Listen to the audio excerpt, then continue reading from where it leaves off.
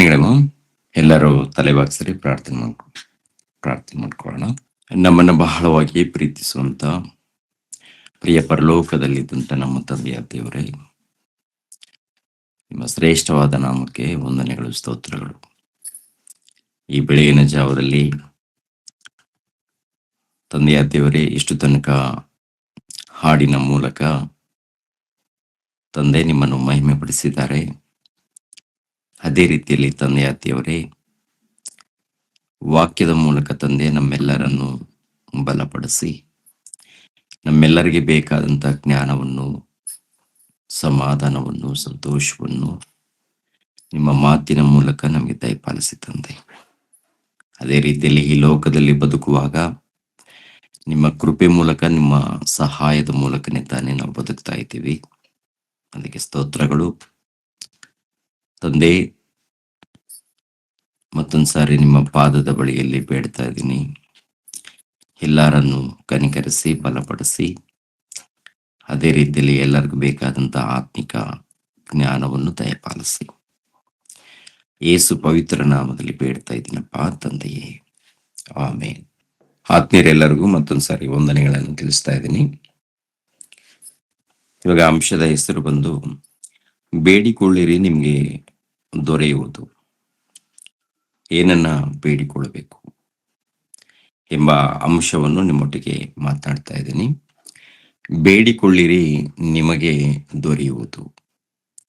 ಏನನ್ನ ಬೇಡಿಕೊಳ್ಳಬೇಕು ಎಂಬ ವಿಷಯವನ್ನು 7ನೇ ವಚನದಲ್ಲಿ, ಮತ್ತಾಯನ ಬರೆದ ಸುವಾರ್ತೆ 7ನೇ ಅಧ್ಯಾಯ 7ನೇ ವಚನದಲ್ಲಿ ಒಂದು ಮಾತನ್ನ ಓದಿ. 7:8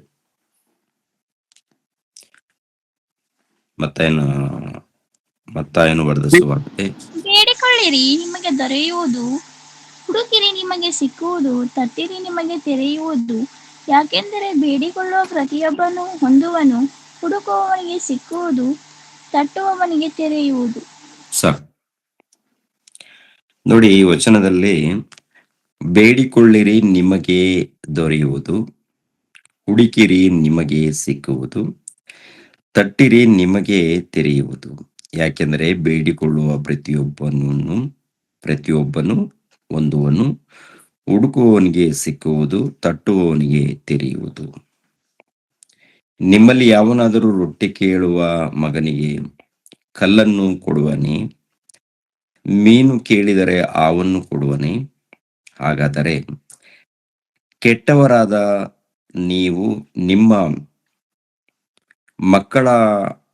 ಮಕ್ಕಳಿಗೆ ಒಳ್ಳೆಯ ಪದಾರ್ಥಗಳನ್ನು ಕೊಡಬಲ್ಲವರಾದರೆ, ಪರಲೋಕದಲ್ಲಿರುವ ನಿಮ್ಮ ತಂದೆಯು ತನ್ನನ್ನು ಬೇಡಿಕೊಳ್ಳುವವರಿಗೆ ಎಷ್ಟೋ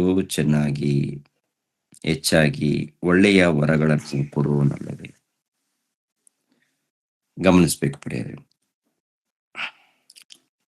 ಈ ವಚನವನ್ನ ತುಂಬಾ ಜನ ಯಾವ ರೀತಿ ಬಳಸ್ಕೊಳ್ತಾರಂದ್ರೆ, ದೇವರು ಇಲ್ಲಿ ಕೇಳಿ ಅಂತ ಹೇಳಿದಾರಲ್ವಾ, ಅದಕ್ಕೆ ನಾವು ಕೇಳ್ತಾ ಇದೀವಿ. ಅಂದ್ರೆ ದೇವರ ಬಳಿಯಲ್ಲಿ ಪ್ರಾರ್ಥನೆ, ದೇವರ ಬಳಿಯಲ್ಲಿ ನಾವು ಮಾಡುವಂತ ಪ್ರಾರ್ಥನೆ,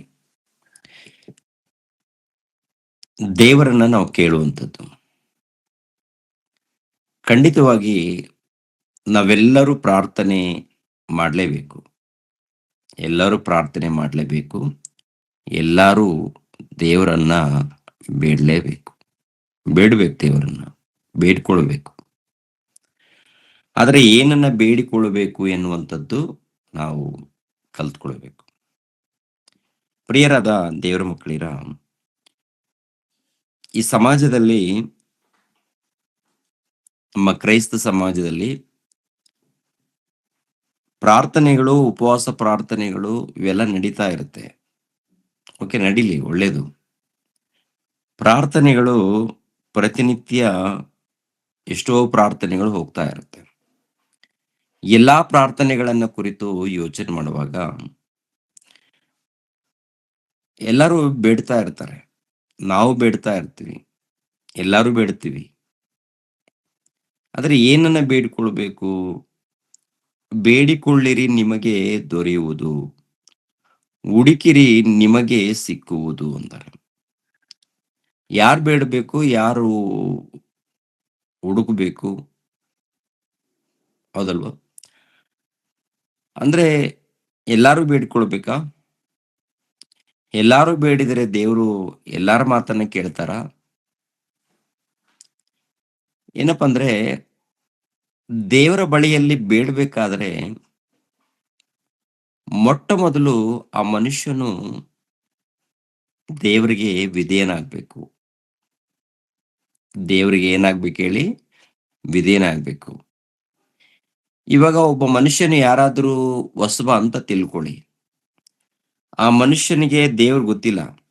ಯಾರ ಮಾತು ಯಾರೋ ಒಬ್ರ ಮಾತು ಕೇಳಿ ಪ್ರಾರ್ಥನೆ ಮಾಡ್ಕೊಪ್ಪ ಅಂತ ಕೇಳಿದಾಗ, ಆ ಮನುಷ್ಯನು ದೇವರ ಬಳಿಯಲ್ಲಿ ಕೇಳಿಕೊಂಡಾಗ, ಇವಾಗ ಪ್ರಾರಂಭದಲ್ಲಿ ಏನು ತಿಳಿಯದೇ ಇದ್ದಂತ ವ್ಯಕ್ತಿ ಆಗಿರುವಾಗ ಕೆಲವು ಕಷ್ಟದಲ್ಲಿರ್ತಾರೆ, ಕೇಳ್ಕೊಳ್ತಾರೆ. ಅದೊಂದು ಗುಂಪು. ಇನ್ನು ಕೆಲವರು ದೇವರ ಸನ್ನಿಧಿಗೆ ಬರ್ತಾರೆ. ಆದರೆ ಲೋಕದ ರೀತಿಯಲ್ಲಿ ಪಾಪದಲ್ಲಿ ಇರ್ತಾರೆ. ಪ್ರಾರ್ಥನೆಗೆ, ಆರಾಧನೆಗೆ ಬಂದು ಭಾಗಿಗಳಾಗ್ತಾರೆ. ಆದರೆ ಲೋಕದ ರೀತಿಯಲ್ಲಿ ಬದುಕ್ತಾ ಇರ್ತಾರೆ. ಅಂಥವ್ರ ವಿಷಯದಲ್ಲಿ ಅಂಥವ್ರು ಪ್ರಾರ್ಥನೆ ಮಾಡಿದಾಗ ದೇವ್ರು ಏನಾದ್ರು ಕೇಳ್ತಾರಾ ಅಂತ ನೋಡುವಾಗ, ಏನ್ರಿ ಕೇಳಲ್ಲ ರೀ. ಇವಾಗ ಒಂದು ಕಾಲದಲ್ಲಿ ಕ್ರಿಸ್ತ ಪೂರ್ವ ಸುಮಾರು 1000 ವರ್ಷಗಳ ಹಿಂದೆ ದಾವೀದನು ಸುಮಾರು 7 ದಿನಗಳವರೆಗೆ ಉಪವಾಸದಲ್ಲಿರ್ತಾನೆ, ಪ್ರಾರ್ಥನೆಯಲ್ಲಿರ್ತಾನೆ. ಉಪವಾಸ ಮಾಡ್ತಾನೆ, ಜೊತೆಗೆ ಪ್ರಾರ್ಥನೆ. ಯಾಕೆ ಪ್ರಾರ್ಥನೆ, ಯಾಕೆ ಉಪವಾಸ ಮಾಡಿದ್ದಾನಂತ ನೋಡುವಾಗ, ಹುಟ್ಟಿರುವಂತ ತನ್ನ ಮಗನು ರೋಗದಲ್ಲಿ ಇರ್ತಾನೆ ಪ್ರಿಯರೇ. ಎರಡನೇದಾಗಿ ಸಾಯುವಂತ ಸ್ಥಿತಿಯಲ್ಲಿ. ಮೊದಲನೇದಾಗಿ ರೋಗ, ಎರಡನೇದಾಗಿ ಸಾಯುವಂತ ಸ್ಥಿತಿಯಲ್ಲಿ.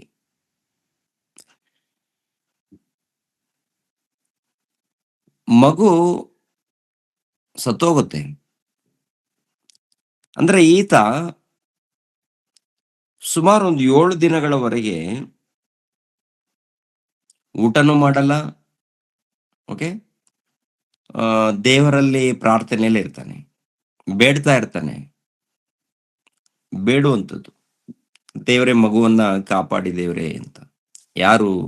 ಒಬ್ಬ ಅರಸನು. ಅರಸನ ಬಗ್ಗೆ ಏನ್ ಬರೆಯಲ್ಪಟ್ಟಿದೆಪ್ಪ ಅಂತ ನೋಡುವಾಗ, ಒಡೆಯನ ಬಗ್ಗೆ, ದಾವೀದನ ಬಗ್ಗೆ, ನಾನು ಮೆಚ್ಚುವ ಮನುಷ್ಯನು ಅಂತ ಬರೆಯಲ್ಪಟ್ಟಿರುತ್ತೆ. ಅಪೊಸ್ತಲರ ಕೃತ್ಯಗಳು 13ನೇ ಅಧ್ಯಾಯದಲ್ಲಿ ಇರುತ್ತೆ, ಓದೋದು ಬೇಡ. ನಾನು ಮೆಚ್ಚುವ ಮನುಷ್ಯನು ದಾವೀದನು ಅಂತೇಳಿ ಆತನ ಬಗ್ಗೆ ಸಾಕ್ಷಿ ಕೊಟ್ಟಿರ್ತಾರೆ ದೇವರು. ಅಂತ ಮನುಷ್ಯನು ಪ್ರಾರ್ಥನೆ ಮಾಡಿದಾಗ ದೇವ್ರು ಕೇಳಿಲ್ವಾ ಅಂತ ನೋಡುವಾಗ ಕೇಳಿಲ್ಲ. ಕಾರಣ ಏನಪ್ಪಾ ಅಂತ ನೋಡುವಾಗ, ಕಾರಣ ಏನಪ್ಪಾ ಅಂದ್ರೆ ಆತನು ಒಂದು ಪಾಪ ಮಾಡಿರ್ತಾನೆ. ಓಕೆ, ಒಂದು ಪಾಪ ಮಾಡಿರ್ತಾನೆ. ಅದನ್ನ ದೇವರು ಮನಸ್ಸಿನಲ್ಲಿಟ್ಕೊಂಡು ಆ ಸಮಯದಲ್ಲಿ ಕೇಳಲ್ಲ ರೀ, ಎಷ್ಟೇ ಪಶ್ಚಾತ್ತಾಪ ಬಿಟ್ರು ನಡೀತಾ ಹಾಗೆ. ಅದೇ ಪ್ರಕಾರ ಈ ಕಾಲದಲ್ಲಿ ಪಾಪ ಮಾಡಿ, ತಪ್ಪುಗಳನ್ನ ಮಾಡಿ, ಅಪರಾಧಗಳನ್ನ ಮಾಡಿ ಬೇಡ್ತಾ ಇರ್ತಾರೆ. ಇಂಥ ಪ್ರಾರ್ಥನೆಗಳು ಕೋಟ್ಯಾನ್ಗಟ್ಲೆ ದೇವರ ಸನ್ನಿಧಿಗೆ ಹೋಗುತ್ತೆ ರೀ. ಯಾಕೆಂದರೆ ಬೇಡಿಕೊಳ್ಳಿ ನಿಮಗೆ ದೊರೆಯುತ್ತದೆ, ಕೇಳಿಕೊಳ್ಳಿ ನಿಮಗೆ ಸಿಗುತ್ತೆ. ಇನ್ನೊಂದು ಮಾತು ಏನಿರುತ್ತಪ್ಪ ಅಂದ್ರೆ, ಯೋಹಾನ್ ಬರೆದ ಸುವಾರ್ತೆ 15ನೇ ಅಧ್ಯಾಯ 7ನೇ ವಚನದಲ್ಲಿ ಒಂದು ಮಾತಿರುತ್ತೆ. 7ನೇ ವಚನ, ಯೋಹಾನನು ಬರೆದ ಸುವಾರ್ತೆ 15ನೇ ಅಧ್ಯಾಯ 7ನೇ ವಚನ. ನೀವು ನನ್ನಲ್ಲಿಯೂ ನನ್ನ ವಾಕ್ಯಗಳು ನಿಮ್ಮಲ್ಲಿಯೂ ನೆಲೆಗೊಂಡಿದ್ದರೆ ಏನು ಬೇಕಾದರೂ ಬೇಡಿಕೊಳ್ಳಿರಿ, ಅದು ನಿಮಗೆ ದೊರೆಯುವುದು. ಸಾಕು. ನೋಡಿ, ನೀವು ನನ್ನಲ್ಲಿಯೂ ನನ್ನ ವಾಕ್ಯಗಳು ನಿಮ್ಮಲ್ಲಿಯೂ ನೆಲೆಗೊಂಡಿದ್ದರೆ ಏನು ಬೇಕಾದರೂ ಬೇಡಿಕೊಳ್ಳಿರಿ, ಅದು ನಿಮಗೆ ದೊರೆಯುವುದು ಅಂತ ಹೇಳ್ತಾರೆ. ಏನ್ ಬೇಕಾದರೂ ಬೇಡಿಕೊಳ್ಳಿ, ನಿಮಗೆ ದೊರೆಯುತ್ತೆ. ಇಲ್ಲಿ ಗಮನಿಸ್ಬೇಕು, ನೀವು ನನ್ನಲ್ಲಿರ್ಬೇಕು, ನಾನು ನಿಮ್ಮಲ್ಲಿರ್ಬೇಕು. ನೀವು ನನ್ನಲ್ಲಿರ್ಬೇಕು, ನೀವು ನನ್ನಲ್ಲಿರ್ಬೇಕು, ನಾನು ನಿಮ್ಮಲ್ಲಿರ್ಬೇಕು ಅಂತಾರೆ. ಪ್ರಭು ಅಂತಾರೆ ಈ ಮಾತು. ನಾವು ಅವರಲ್ಲಿರ್ಬೇಕು, ಅವರು ನಮ್ಮಲ್ಲಿರ್ಬೇಕು. ನಾವು ಅವರಲ್ಲಿರ್ಬೇಕಾದ್ರೆ ಅವ್ರು ಮೆಚ್ಚುವಂತ ಕೆಲಸ, ಅವ್ರು ಮೆಚ್ಚುವಂತ ಒಂದು ಭಕ್ತಿ ಇರ್ಬೇಕಲ್ಲ. ಅಲ್ವೋ ಪ್ರಿಯರೇ? ಇವಾಗ ದೇವರು ಮೆಚ್ಚಬೇಕಾದ್ರೆ, ದೇವರಲ್ಲೇ ನಾವು ಇರ್ಬೇಕಾದ್ರೆ, ಇಲ್ಲ ದೇವರು ನಮ್ಮಲ್ಲಿ ಇರ್ಬೇಕಾದ್ರೆ, ನಾವು ಆತನು ಮೆಚ್ಚುವಂತ ರೀತಿಯಲ್ಲಿ ಇದ್ರೆ ನಮ್ಮಲ್ಲಿ ಇರ್ತಾರ, ಅವ್ರು ಮೆಚ್ಚುವಂತ ರೀತಿಯಲ್ಲಿ ನಂಬಿಕೆಯಿಂದ ಇದ್ದಾಗ ನಮ್ಮಲ್ಲಿ ಅವರು ಇರ್ತಾರ, ಅಥವಾ ಎಲ್ಲರಲ್ಲಿ ಇರ್ತಾರ? ಯೇಸು ಪ್ರಭು ಮೊಟ್ಟ ಮೊದಲು ಆತನನ್ನ ಅಂಗೀಕರಿಸ್ಬೇಕು ಏನ್ರಿ? ದೇವರನ್ನ ಅಂಗೀಕರಿಸ್ಬೇಕು, ಹೌದಲ್ವ? ಅಂಗೀಕರಿಸಿ ಆಮೇಲೆ ಅವ್ರು ಏನ್ ಹೇಳಿದಾರೋ ಅವೆಲ್ಲ ಪಾಲಿಸ್ಬೇಕು. ತುಂಬಾ ಜನ ದೀಕ್ಷೆ ಸ್ಥಾನನೇ ಪಡ್ಕೊಂಡಿಲ್ಲ. ನಮ್ಮ ಕ್ರೈಸ್ತರಲ್ಲಿ ಕೆಲವರು ಬ್ಯಾಪ್ಟಿಸಮ್ ತಗೊಂಡಿಲ್ಲ ರೀ. ಬ್ಯಾಪ್ಟಿಸಮ್ ಇನ್ನು ತಗೊಂಡಿಲ್ಲ ಅಂದ್ರೆ ಯೇಸು ಕ್ರಿಸ್ತರನ್ನು ಸ್ವಂತ ರಕ್ಷಕನಾಗಿ ಅಂಗೀಕರಿಸಿಲ್ಲ ಇನ್ನು ಕೂಡ. ಸುಮ್ಮನೆ ಅವರ ಕುಟುಂಬದವರು ಆ ಪ್ರಾರ್ಥನೆಗೆ ಹೋಗ್ತಾ ಇರ್ತಾರೆ, ಮತ್ತೆ ಹುಟ್ಟಿದಂದಿನಿಂದ ಅವರು ಕ್ರೈಸ್ತರಂತ ಹೇಳ್ಕೊಳ್ತಾ ಇರ್ತಾರೆ, ಆದ್ರೆ ದೀಕ್ಷೆ ಸ್ಥಾನ ಪಡ್ಕೊಂಡಿರಲ್ಲ. ಅಂದ್ರೆ ಚಿಕ್ಕ ಮಗು ಇದ್ದಾಗ, ಅಂದ್ರೆ ಎಳೆ ಕೂಸಿದ್ದಾಗ ದೀಕ್ಷೆ ಸ್ಥಾನ ಆಗಿರುತ್ತೆ. ಅದು ದೇವ್ರು ಹೇಳಿರುವಂತದ್ದು ಅಲ್ಲ, ಇದು ಮನುಷ್ಯರ ಕಲ್ಪನೆಯಿಂದ ಬಂದಂತ ದೀಕ್ಷೆ ಸ್ಥಾನ. ಒಂದ್ ವೇಳೆ ಅಂತ ದೀಕ್ಷೆ ಸ್ಥಾನ ಯಾರಾದರೂ ತಗೊಂಡಿದ್ರೆ, ಚಿಕ್ಕ ಮಕ್ಕಳಿದ್ದಾಗ ತಗೊಂಡಿದ್ರೆ, ಅದು ದೇವರು ಒಪ್ಪುವಂಥದ್ದಲ್ಲ, ಮನುಷ್ಯರ ಮೂಲಕ ಬಂದದ್ದು. ಒಂದು ವೇಳೆ ಅಂತವ್ರು ಯಾರಾದಿದ್ರೆ ತಕ್ಷಣ ನಿಮ್ಮ ಸೇವಕರ ಬಳಿಯಲ್ಲಿ ಮಾತನಾಡಿಕೊಂಡು ತಂದೆ ಮಗ ಪವಿತ್ರಾತ್ಮ ಹೆಸರಿನಲ್ಲಿ ದೀಕ್ಷೆ ಸ್ಥಾನ ಬೇಗ ಪಡೆದುಕೊಳ್ಬೇಕು ನೀವು. ಯಾಕೆಂದ್ರೆ ನಾಳೆ ಏನಾಗುತ್ತೋ ನಮ್ಗೆ ಗೊತ್ತಿಲ್ಲ. ನಾವು ಉಳಿತೀವೋ, ಸತ್ತೋಗ್ತೀವೋ, ಉಸಿರುಗಟ್ಟು ಹೋಗ್ತೀವೋ ಏನಾಗುತ್ತೋ ನಮ್ಗೆ ಗೊತ್ತಿಲ್ಲ ರೀ. ಆದ್ದರಿಂದ ಆರೋಗ್ಯ ಇರುವಾಗ್ಲೇ, ಯೌವನ ಕಾಲ ಇರುವಾಗ್ಲೇ ದೀಕ್ಷೆ ಸ್ನಾನ ಪಡೆದುಕೊಂಡು ದೇವರ ಮಗನಾಗಿ ಭಕ್ತಿಯಿಂದ ನಾವು ನಡೀತಾ ಇರ್ಬೇಕು.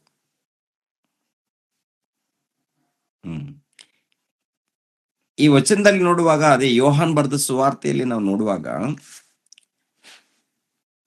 7ನೇ ವಚನದಲ್ಲಿ, ನೀವು ನನ್ನಲ್ಲಿಯೂ ನನ್ನ ವಾಕ್ಯಗಳು ನಿಮ್ಮಲ್ಲಿಯೂ ನೆಲೆಗೊಂಡಿದ್ದರೆ ಏನು ಬೇಕಾದ್ರೂ ಕೇಳಿಕೊಳ್ಳಿ ಅಂತಾರೆ. ಏನು ಬೇಕಾದ್ರೂ ಕೇಳಿಕೊಳ್ಳಿ. ಅವರು ನಮ್ಮಲ್ಲಿದ್ರೆ ನಾವ್ ಏನ್ ಕೇಳ್ತೀವಿ ಈ ಲೋಕದಲ್ಲಿ ಅನ್ನೋದನ್ನ ಅರ್ಥ ಆಗಿಲ್ಲ ಯಾರಿಗೆ. ಇವಾಗ ಆತನಲ್ಲಿ ಇದ್ದಂತ ಭಕ್ತರು ಯಾರಲ್ಲಿ? ಯೇಸು ಕ್ರಿಸ್ತರಲ್ಲಿ ಇದ್ದಂತ ಭಕ್ತರು, ಯೇಸು ಕ್ರಿಸ್ತರು ಅವರಲ್ಲಿ ಇದ್ದಂತ ಭಕ್ತರು. ಅಂದ್ರೆ ನಮ್ಮಲ್ಲಿ ಯೇಸು ಕ್ರಿಸ್ತರಿದ್ರೆ ನಾವೇನ್ ಬೇಡ್ತೀವಿ? ಇವಾಗ ಅಪೋಸ್ತಲರಲ್ಲಿ ಯೇಸು ಕ್ರಿಸ್ತರಿದ್ದಾಗ ಅವ್ರು ಏನ್ ಬೇಡ್ತಾರೆ? ಅವರು ಈ ಲೋಕದಲ್ಲಿ ನಮಗೆ ಮನೆ ಇಲ್ಲ, ಈ ಲೋಕದಲ್ಲಿ ನಮಗೆ ಜಾಗ ಇಲ್ಲ, ಈ ಲೋಕದಲ್ಲಿ ನಮಗೆ ಉದ್ಯೋಗ ಇಲ್ಲ, ಸಂಪಾದನೆ ಇಲ್ಲ ಅಂತೇಳಿ ಇದನ್ನ ಬೇಡಿದ್ದಾರ ಅವರು? ಅವ್ರು ಇದನ್ನ ಬೇಡಿದಾರ? ಪ್ರಿಯರ ದೇವರ ಮಕ್ಕಳಿರ, ಈ ಲೋಕದಲ್ಲಿ ದೇವರ ಬಳಿಯಲ್ಲಿ ಬೇಡದೇ ಇರುವಂತ ವಿಷಯಗಳನ್ನ ಬೇಡ್ತಾ ಇರ್ತಾರೆ. ಅವಶ್ಯಕತೆ ಇರಲ್ಲ ಅವ್ರಿಗೆ. ಅಂದ್ರೆ ನಾವು ಕಷ್ಟಪಟ್ರೆ ನಾವು ಸಂಪಾದನೆ ಮಾಡ್ಕೊಳ್ತೀವಿ. ಯಾಕಂದ್ರೆ ದೇವರು ಎಲ್ಲರಿಗೂ ಸ್ವಾತಂತ್ರ್ಯವನ್ನ ಕೊಟ್ಟಿದ್ದಾರೆ. ಕಷ್ಟಪಟ್ಟು ದುಡಿದ್ರೆ ಅವರಿಗೆ ಸಂಪಾದನೆ ಸಿಗುತ್ತೆ. ಎರಡನೇದಾಗಿ ಯಾವುದೇ ಆಗ್ಲಿ ಪ್ರಯತ್ನ ಮಾಡಬೇಕು. ಆ ಪ್ರಯತ್ನ ಮಾಡುವಂತ ಸಮಯದಲ್ಲಿ ನಾವು ದೇವರನ್ನ ಬೇಡುವಂಥದ್ದು ತಪ್ಪೇನಿಲ್ಲ. ಆದರೆ ಪದೇ ಪದೇ ಅದನ್ನೇ ನಾವು ಮಾತಾಡುವಂಥದ್ದು ತಪ್ಪಾಗತ್ತೆ. ಇವಾಗ ದೇವರಲ್ಲಿ ಇದ್ದಂತ ಭಕ್ತಾದಿಗಳು ಬೇಡಿದ್ದೇ ಡಿಫರೆಂಟ್ ಪ್ರೇಯರೆ.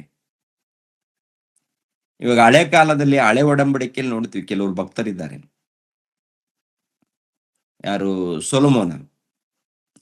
ಸೊಲೊಮೋನನು ಅಧಿಕಾರಕ್ಕೆ ಬಂದ ಮೇಲೆ ದೇವರಿಗೆ ಮೊರೆ ಇಡ್ತಾನೆ. ದೇವರಿಗೆ ಯಜ್ಞ ನೈವೇದ್ಯಗಳನ್ನ ಸಮರ್ಪಣೆ ಮಾಡುವಾಗ ಭಕ್ತಿಯಿಂದ ಯಥಾರ್ಥದಿಂದ ಸೇವೆ ಮಾಡುವಂತ ಸಮಯದಲ್ಲಿ ದೇವರು ಸೊಲೊಮೋನನಿಗೆ ಏನ್ರಿ ದರ್ಶನ ಕೊಟ್ಟು,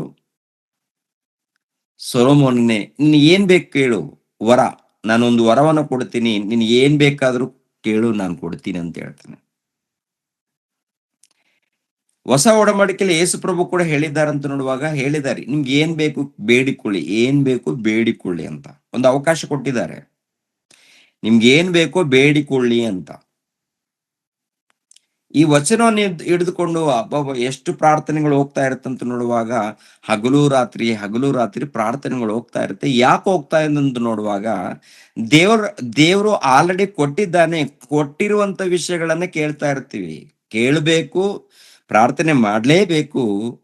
ಆದ್ರೆ ಏನು ಪ್ರಾರ್ಥನೆ ಮಾಡಬೇಕು ಅನ್ನುವಂಥದ್ದನ್ನ ನಮ್ಮ ಸಮಾಜ ತಿಳ್ಕೊಳ್ಬೇಕು ಪ್ರಿಯರೇ. ಪ್ರಾರ್ಥನೆ ಮಾಡುವಂಥದ್ದು ತಪ್ಪಲ್ಲ, ಪ್ರಾರ್ಥನೆ ಮಾಡಲೇಬೇಕು. ಮೊಟ್ಟ ಮೊದಲು ಆತನಲ್ಲಿ ನಾವಿರಬೇಕು ಅಂತ ಹೇಳ್ತಾರೆ. ಮೊಟ್ಟ ಮೊದಲು ಭಕ್ತಿಯಲ್ಲಿರ್ಬೇಕು ಅಂತ ಹೇಳ್ತಾರೆ. ಭಕ್ತಿಯಲ್ಲಿದ್ದವರಿಗೆ ನೀವು ಏನ್ ಬೇಕು ಕೇಳಿ ಅಂತ ಹೇಳ್ತಾರೆ ಪ್ರಿಯರೇ. ಭಕ್ತಿಯಲ್ಲಿರ್ಬೇಕು. ಮತ್ತೆ ದೇವರನ್ನ ಅರ್ಥ ಮಾಡಿಕೊಂಡವರು, ದೇವರ ಭಕ್ತಿಯಲ್ಲಿ ಇದ್ದವರು ಏನ್ ಕೇಳ್ತೀವಿ? ಇವಾಗ ಸೊಲೊಮೋನನ್ನು ಏನ್ ಕೇಳಿದ್ದಾರೆ? ಒಂದ್ಸರಿ ಮೊದಲನೇ ಅರಸುಗಳು 3ನೇ ಅಧ್ಯಾಯ, ಮೊದಲನೇ ಅರಸುಗಳು 3ನೇ ಅಧ್ಯಾಯ 4ನೇ ವಚನ ನೋಡಿ ಪ್ರಿಯರೇ. ಮೊದಲನೇ ಅರಸನಾದ ಅರಸುಗಳು ಸೊಲೊಮೋನನು ಓದಿಪ. ಅರಸನಾದ ಸೊಲೊಮೋನನು ಯಜ್ಞ ಮಾಡುವುದಕ್ಕೋಸ್ಕರ ಪೂಜೆ ಸ್ಥಳಗಳಲ್ಲಿ ವಿಶೇಷವಾಗಿದ್ದ ಗಿಬ್ಯೋನಿಗೆ ಹೋಗಿ ಅಲ್ಲಿ ಅಲ್ಲಿನ ವೇದಿಯ ಮೇಲೆ ಸಹಸ್ರ ಯಜ್ಞಗಳನ್ನು ಸಮರ್ಪಿಸಿದಾಗ ದೇವರಾದ ಯೆಹೋವನು ಆ ರಾತ್ರಿ ಕನಸಿನಲ್ಲಿ ಅವನಿಗೆ ಕಾಣಿಸಿಕೊಂಡು, ನಿನಗೆ ಯಾವ ವರ ಬೇಕು ಕೇಳಿಕೋ ಎಂದು ಹೇಳಲು ಸೊಲೊಮೋನನು ಸಾಕ್ಬಿಡುಪ ನೋಡಿ, ಗಮನಿಸ್ರಿ. ಸೊಲೊಮೋನನ್ನು ನಿನಗೆ ಯಾವ ವರ ಬೇಕು ಕೇಳಿಕೋ ಅಂದ. ಯಾವ ವರ ಬೇಕು ಕೇಳಿಕೋ ಅಂದಾಗ ಆತನು ಅರಸನಲ್ವಾ, ಅರಸನಾಗಿದ್ದಾನೆ. ಆತನ ಏನ್ ಬೇಡ್ತಾ ಇದ್ದಾನೆ ಗೊತ್ತಾ? ಕೆಳಗಡೆ ಓದ್ಕೊಂಡು ಬಂದ್ರೆ ನನಗೆ ಒಂದೇ ಮಾತಲ್ಲೇ ಏನಪ್ಪಾ ಅಂದ್ರೆ, ನನಗೆ ಜ್ಞಾನ ಇಲ್ಲ ದೇವ್ರಿಗೆ. ನಿಮ್ಮ ಜನಾಂಗದವರು, ನೀವು ಕೊಟ್ಟಿದ್ದೀರ ಜನಾಂಗ ಬಹಳ ದೊಡ್ಡದು, ಗುಂಪು ದೊಡ್ಡ ಜನಾಂಗ ಬಹಳ ಇದ್ದಾರೆ. ಇವರೆಲ್ಲರನ್ನ ನಾನು ಪರಿಪಾಲನೆ ಮಾಡಬೇಕು, ಇವರೆಲ್ಲರನ್ನು ಒಳ್ಳೆ ಮಾರ್ಗದಲ್ಲಿ ನಾನು ನಡೆಸಬೇಕು, ಒಳ್ಳೆ ರೀತಿಯಿಂದ ಪರಿಪಾಲನೆ ಮಾಡಬೇಕು ನಿನ್ನ ಮಕ್ಕಳನ್ನ. ಅಷ್ಟೊಂದು ಜ್ಞಾನ ನನಗೆ ಇಲ್ಲ, ನನಗೆ ಜ್ಞಾನವನ್ನ ಕೊಡಿ, ನನಗೆ ಬುದ್ಧಿಯನ್ನ ಕೊಡಿ ಅಂತಾನೆ. ನನಗೆ ವಿವೇಕವನ್ನು ದಯಪಾಲಿಸಿ ಅಂತಾನೆ. ಏನ್ರಿ? ನನಗೆ ಬುದ್ಧಿ ಜ್ಞಾನವನ್ನ ದಯಪಾಲಿಸಿ ಅಂತ ಕೇಳ್ತಾನೆ. ಗಮನಿಸಿರ್ ಪ್ರಿಯರೇ. ಅಂದ್ರೆ ಆ ಮನುಷ್ಯನಿಗೆ ದೇವರು ಅವಕಾಶ ಕೊಟ್ಟಿದಾರಲ್ಲ, ಅಂದ್ರೆ ದೇವರ ದರ್ಶನದಲ್ಲಿ ಬಂದು ನಿನ್ಗೆ ಏನ್ ಬೇಕು ಕೇಳು, ನಾನು ಕೊಡ್ತೀನಿ ವರ. ಏನಾದ್ರೂ ಬೇಡ್ಬೋದಾತ? ಶತ್ರುಗಳು ಬಹಳ ಇದ್ದಾರೆ, ಇನ್ನು ಕೇಳ್ಬೋದು, ಆದ್ರೆ ಅವುಗಳ ಬಗ್ಗೆ ಮಾತಾಡಿಲ್ಲ. ಇನ್ನು ಬೇರೆ ಏನಾದ್ರೂ ವರ ಕೇಳ್ಬೋದಾಗಿತ್ತು. ನನಗೆ ವಿದ್ಯಾ ಜ್ಞಾನ ಕೊಡಿ ಅಂತಾನೆ, ಬುದ್ಧಿ ಕೊಡಿ ಅಂತಾನೆ. ಅಂದ್ರೆ ದೇವರು ಅವಕಾಶ ಕೊಟ್ಟಾಗ ಒಬ್ಬ ಭಕ್ತನು ಕೇಳುವಂಥದ್ದು ಏನಪ್ಪಾ ಅಂದ್ರೆ, ಈ ಲೋಕದಲ್ಲಿ ಜ್ಞಾನವನ್ನು ಕೇಳ್ತಾನೆ. ಯಾಕಂದ್ರೆ ಈ ಲೋಕದಲ್ಲಿ ಎಲ್ಲಾ ದೇವ್ರ ಮೂಲಕನೇ ಬಂದದ್ದು. ಎಲ್ಲ ಇದೆಲ್ಲ ಈ ಲೋಕದಲ್ಲಿ ದೇವ್ರ ಮೂಲಕನೇ ಬಂದದ್ದು. ಎರಡನೇದಾಗಿ ಈ ಲೋಕದಲ್ಲಿ ನಾವು ಬದುಕ್ತಾ ಇದ್ದೀವಿ ಅಂದ್ರೂ ಕೂಡ ದೇವ್ರ ಕೃಪೆ ಮೂಲಕನೇ ಬದುಕ್ತಾ ಇದ್ದೀವಿ. ದೇವರ ಕೃಪೆ ಇಲ್ಲದೆ ಹೋದ್ರೆ ಬದುಕೋದಕ್ಕೆ ಅವಕಾಶನೇ ಇಲ್ಲ. ದೇವರ ಸಹಾಯ, ದೇವರ ಕೃಪೆ ಎಲ್ಲರಿಗೂ ಬೇಕೇ ಬೇಕು. ಅಂದ್ರೆ ಸೊಲೊಮೋನನು ಪ್ರಾರ್ಥನೆ ಮಾಡಿದಾಗ ಒಂದು ತನಗೆ ಬುದ್ಧಿ ಜ್ಞಾನವನ್ನು ಕುರಿತು. ಮತ್ತೆ ಈ ದಿನಗಳಲ್ಲಿ ಏನ್ರಿ ಅವಶ್ಯಕತೆ ಅನ್ನೋದು ಪ್ರತಿನಿತ್ಯ ಇರುತ್ತೆ. ಅವಶ್ಯಕತೆಗಳು ಕೈ ಮೀರಿದಾಗ ನಾವು ಬೇಡೋದು ತಪ್ಪೇನಿಲ್ಲ. ಆದ್ರೆ ಮೊಟ್ಟ ಮೊದಲು ಆತನ ಸಹವಾಸದಲ್ಲಿರಬೇಕು. ದೇವರ ಆತ್ಮಿಕವಾದಂತ ಸಹವಾಸದಲ್ಲಿ ದೇವರೇ ಕೇಳ್ಕೋಬೇಕು. ಮಗನೇ ನಿನ್ಗೆ ಏನ್ ಬೇಕು ಕೇಳು ಅನ್ನೋ ರೀತಿಯಲ್ಲಿ ನಾವು ಜೀವಿಸ್ಬೇಕು. ಮಗನೇ ನೀವು ಏನಾದ್ರೂ ಕೊಡ್ತೀನಿ ಕೇಳಿಕೋ, ನಿನ್ಗೇನಾದ್ರೂ ಒಂದು ಕೊಡ್ಲೇಬೇಕು, ಏನೋ ಒಂದು ನೀನ್ ಕೇಳಿಕೋ ಅಂತೇಳಿ ದೇವರೇ ನಮ್ಗೆ ಕೇಳಬೇಕು.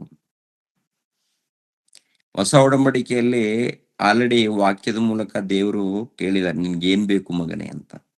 ಯಾರಿಗೆ? ಎಲ್ಲಾರ್ಗ? ಭಕ್ತರಿಗೆ. ಯಾರವರು? ನಾವು ಅವರಲ್ಲಿ, ಅವರು ನಮ್ಮಲ್ಲಿ. ಅಂದ್ರೆ ದೇವರು ದೇವರು ನಮ್ಮಲ್ಲಿರ್ಬೇಕು, ನಾವು ಅವರಲ್ಲಿರ್ಬೇಕು. ಇದ್ದಾಗ ನೀವೇನ್ ಬೇಕಾದ್ರೂ ಕೇಳಿಕೊಳ್ಳಿ ಅಂತಾರೆ.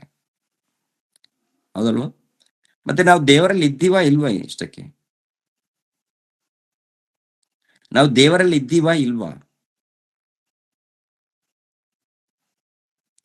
ನಾವೆಲ್ಲರೂ ದೇವರಲ್ಲಿ ಇದ್ದೀವಾ? ಯೇಸು ಕ್ರಿಸ್ತರಲ್ಲಿ ನಾವು, ನಮ್ಮಲ್ಲಿ ಯೇಸು ಕ್ರಿಸ್ತರು, ಪವಿತ್ರಾತ್ಮನಲ್ಲಿ ನಾವು, ನಮ್ಮಲ್ಲಿ ಪವಿತ್ರಾತ್ಮನು, ತಂದೆಯಲ್ಲಿ ನಾವು, ತಂದೆಯಾದ ದೇವರು ನಮ್ಮಲ್ಲಿ ಇದ್ದಾಗ, ಹೌದಲ್ವ? ಪ್ರಿಯರ ದೇವ್ರ ಮಕ್ಕಳಿರ, ಹಾಗೆ ಇದ್ರೆ ಏನ್ ಬೇಕಾದ್ರೂ ಕೇಳಿಕೊಳ್ಳಿ ಅಂತಾನೆ. ಅಂದ್ರೆ ಅವರಲ್ಲಿ ಇದ್ದೀವಾ ಇಲ್ವಾ? ದೇವರಲ್ಲಿ ಇದ್ದೀವಾ ಇಲ್ವಾ? ದೇವರಲ್ಲಿದ್ರೆ ನಮ್ಮ ಮಾತುಗಳು ಅದ್ಭುತವಾಗಿರುತ್ತೆ. ನಮ್ಮ ಕ್ರಿಯೆಗಳು, ನಮ್ಮ ನಡವಳಿಕೆ ಲೋಕದಲ್ಲಿ ಇದ್ರೂ ಕೂಡ ಲೋಕದ ರೀತಿಯಲ್ಲಿ ಕಾಣಲ್ಲ. ನಮ್ಮ ನಡವಳಿಕೆಗಳು, ನಮ್ಮ ಪ್ರವರ್ತನೆ ಏನ್ರಿ, ನಮ್ಮ ಪ್ರವರ್ತನೆ, ನಮ್ಮ ಮಾತುಗಳು ಲೋಕದಲ್ಲಿ ಇದ್ರು, ಲೋಕದ ಜನರ ಮಧ್ಯದಲ್ಲಿ ಇದ್ರು, ಲೋಕ ಅಂದ್ರೆ ಅಂಧತ್ವದಲ್ಲಿದೆ, ಅಂಧಕಾರದಲ್ಲಿದೆ. ಅಂಧಕಾರದಲ್ಲಿ ಇದ್ದಂತ ಈ ಸಮಾಜದಲ್ಲಿ ಇದ್ರೂ ಕೂಡ ನಾವು ಬೆಳಗ್ತಾ ಇರ್ತೀವಿ. ವಾಕ್ಯದಲ್ಲಿ, ಜ್ಞಾನದಲ್ಲಿ ಬೆಳಗ್ತಾ ಇರ್ತೀವಿ. ಭಕ್ತರಾದ್ರೆ ಬೆಳಗ್ತಾ ಇರ್ತಾರೆ.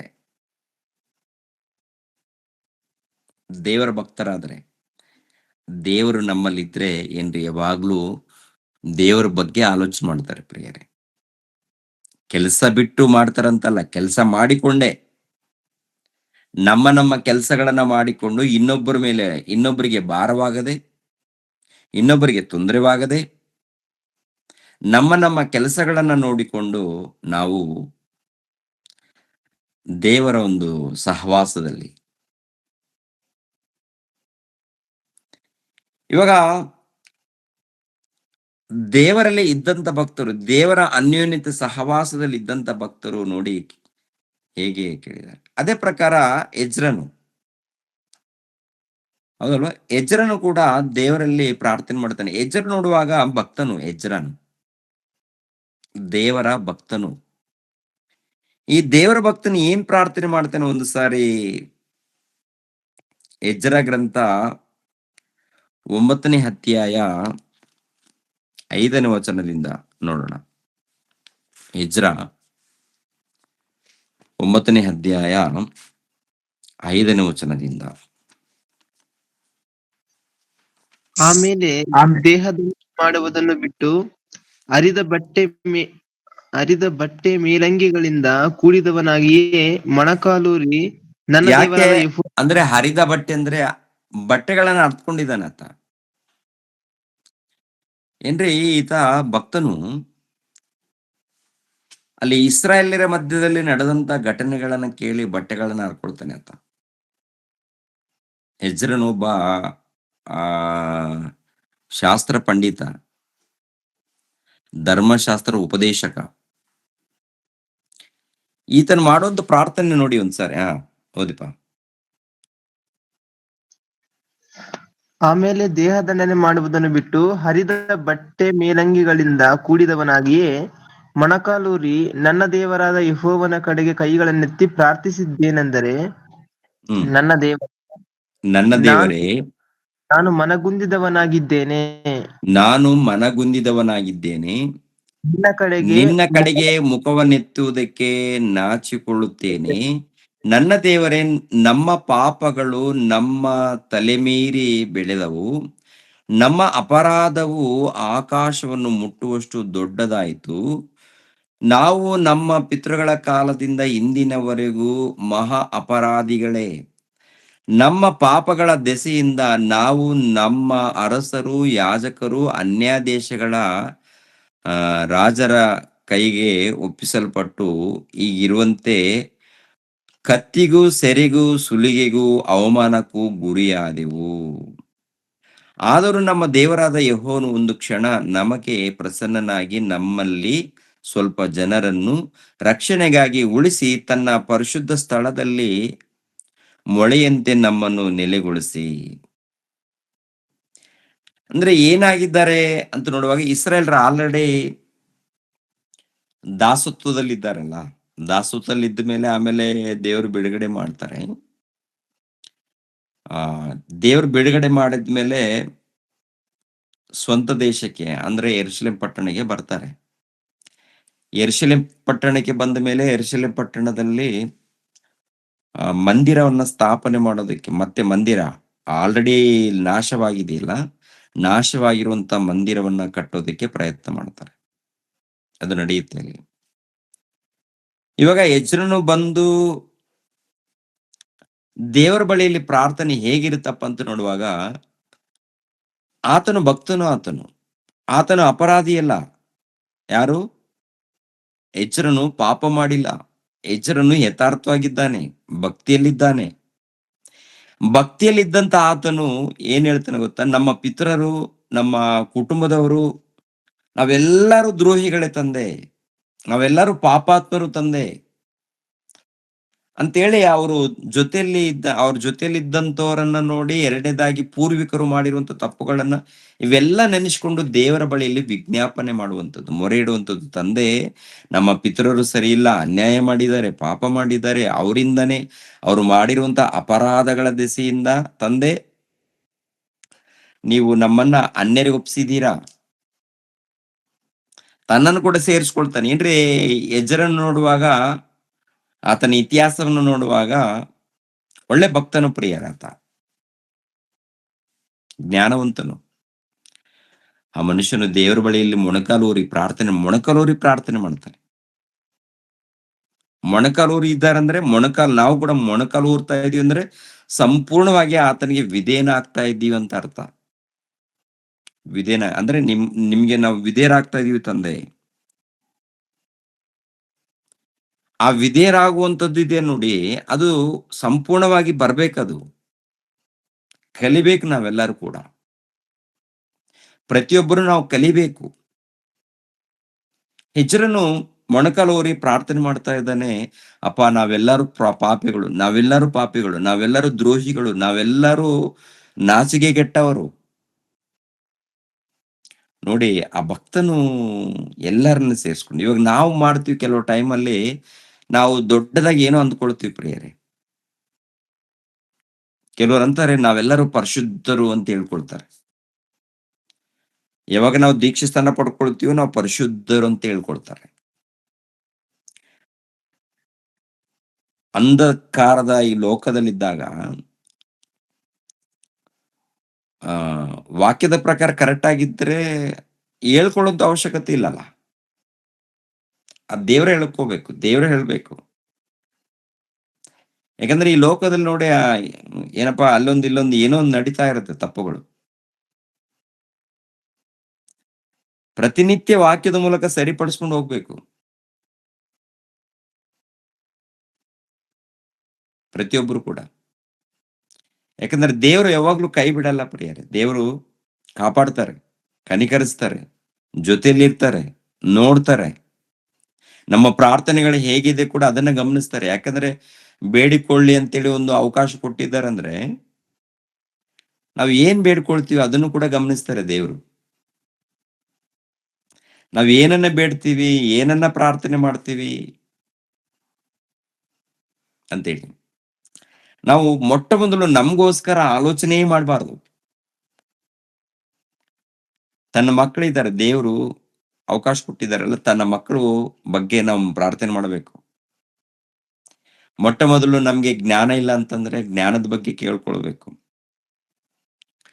ಎರಡನೇದಾಗಿ ನನ್ನ ಬಗ್ಗೆ ನಾನು ಪ್ರಾರ್ಥನೆ ಮಾಡಿಕೊಳ್ಳದೆ ನಾನು ಆತನ ಮಕ್ಕಳ ಬಗ್ಗೆ ನಾನು ಮಾಡಬೇಕು. ಅದೇ ಪ್ರಕಾರ ನೀವು ಕೂಡ ನಿಮ್ ಬಗ್ಗೆ ನೀವು ಕೇಳ್ಕೊಳ್ಳುವಂತ ಅವಶ್ಯಕತೆನೇ ಇಲ್ಲ.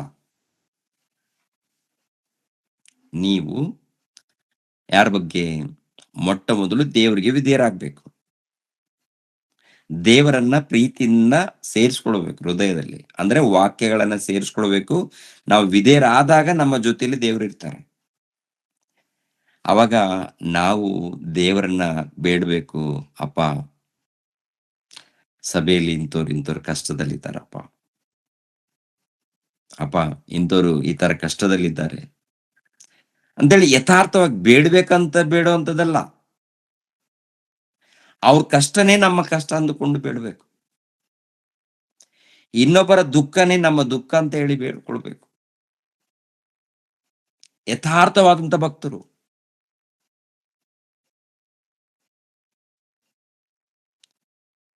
ಪ್ರಾರ್ಥನೆ ಬರ್ತಾರೆ, ಯಥಾರ್ಥದ ಭಕ್ತಿನೇ ಇರಲ್ಲ. ಬೈಬಲ್ ಓದ್ತಾರೆ, ಭಕ್ತಿ ಇರಲ್ಲ. ಸುಮ್ನೆ ಕೋಪಗಳು, ಸುಮ್ನೆ ಕಿರಿಕಿರಿಗಳು. ಎಲ್ಲಾ ಕುಟುಂಬಗಳಲ್ಲಿ ನೋಡುವಾಗ ಒಂದು ರೀತಿಯಲ್ಲಿ ಹೇಗಿರ್ತಾರೆ ಪ್ರಿಯರೇ? ನಾವು ಕಿರಿಕಿರಿ ಇದ್ದೀವ? ಯಾರ ಮೇಲಾದ್ರೂ ಕೋಪ ಮಾಡ್ಕೊಳ್ತಾ ಇದೀವ? ನೀನು ದೇವರ ಮಗನು, ದೇವರ ಮಗಳಾದ್ಮೇಲೆ ನೀನು ದೇವರ ಮಗನು, ನೀನು ದೇವರ ಮಗಳು. ನಿನಗೆ ಯಾಕಮ್ಮ ಕೋಪ? ನಿನ್ಗೆ ಯಾಕೆ ಮಗನಿ ಕೋಪ? ಇನ್ನೊಬ್ಬರ ಮೇಲೆ ಯಾಕೆ ನಿನಗೆ ಮಸ್ತರ? ಇನ್ನೊಬ್ಬರ ಮೇಲೆ ಯಾಕೆ ನಿನಗೆ ದ್ವೇಷ? ನಮ್ಮಲ್ಲಿ ಯೇಸು ಕ್ರಿಸ್ತರಿದ್ದಾಗ ಆತನ ಗುಣಗಳೆಂಥದ್ದು? ಎಲ್ಲರನ್ನು ಪ್ರೀತಿಸುವಂಥದ್ದು, ಎಲ್ಲರನ್ನು ಪ್ರೀತಿಸುವಂಥದ್ದು. ಅಂತ ಪ್ರಭು ನಮ್ಮಲ್ಲಿದ್ದಾಗ, ಅಂತ ಪ್ರಭು ವಾಕ್ಯಗಳು ನಮ್ಮ ಹೃದಯದಲ್ಲಿದ್ದಾಗ, ಪವಿತ್ರಾತ್ಮನು ನಮ್ಮಲ್ಲಿದ್ದಾಗ ನಾವು ಇನ್ನೊಬ್ಬರನ್ನ, ಅಂದ್ರೆ ನಿನ್ನಂತೆ ನಿನ್ನ ನೆರೆಯವರನ್ನು ಪ್ರೀತಿಸು ಅಂತಾರೆ. ನಿನ್ನಂತೆ ನಿನ್ನ ನೆರೆಯವರನ್ನು ಅದು ಪ್ರತಿ ಕ್ರೈಸ್ತರು ಕಲಿಬೇಕು. ಪ್ರತಿ ಕ್ರೈಸ್ತರು ಇದನ್ನ ಕಲಿಬೇಕು.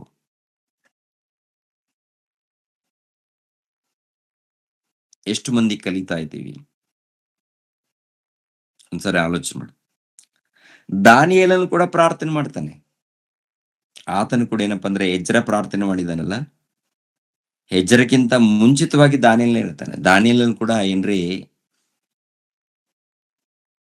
ಅವ್ರು ಕೂಡ ಮಾಡುವಂತ ಪ್ರಾರ್ಥನೆ ಅಷ್ಟೇ. ಒಂದ್ಸರಿ ದಾನಿಯೇಲನ ಗ್ರಂಥ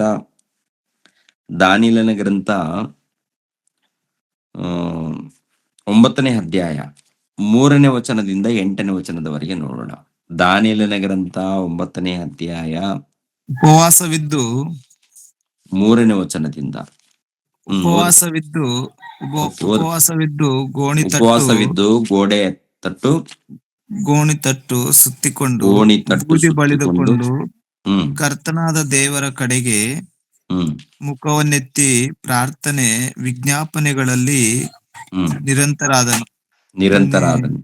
ನಿರಂತನಾದನು. ನನ್ನ ಓಕೆ. ದೇವರಾದ ಯೆಹೋವನಿಗೆ ನನ್ನ ಹೀಗೆ ದೇವರಾದ ಯೆಹೋವನಿಗೆ ಹೀಗೆ ಪಾಪವನ್ನು ಅರಿಕೆ ಮಾಡಿ ಪಾಪವನ್ನರಿಕೆ ಮಾಡಿ ಭಿನ್ನವಿಸಿದ್ದೆನು. ಭಿನ್ನವಿಸಿದೆನು.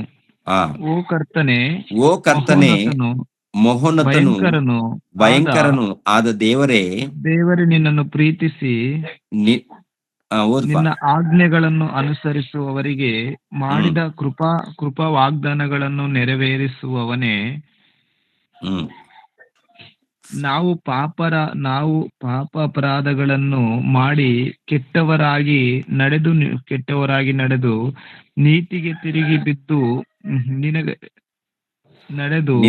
ತಿರುಗಿ ಬಿದ್ದು ನಿನ್ನ ಆಜ್ಞಾವಿಧಿಗಳನ್ನು ತೊರೆದು ನಮ್ಮ ಅರಸರು, ಪ್ರಧಾನರು, ಹಿರಿಯರು, ಸಾಮಾನ್ಯ ಜನರು ಇವರಿಗೆಲ್ಲ ನಿನ್ನ ಹೆಸರಿನ ಮೇಲೆ ನುಡಿದ ನಿನ್ನ ಸೇವಕರಾದ ಪ್ರವಾದಿಗಳ ಕಡೆಗೆ ಕಿವಿಗೊಡಲೇ ಇಲ್ಲ. ಸಾಕು. ಕರ್ತನೆ, ನೀನು ಧರ್ಮ ಸ್ವರೂಪ, ನಾವು ನಾಚಿಗೀಡಾದವರು.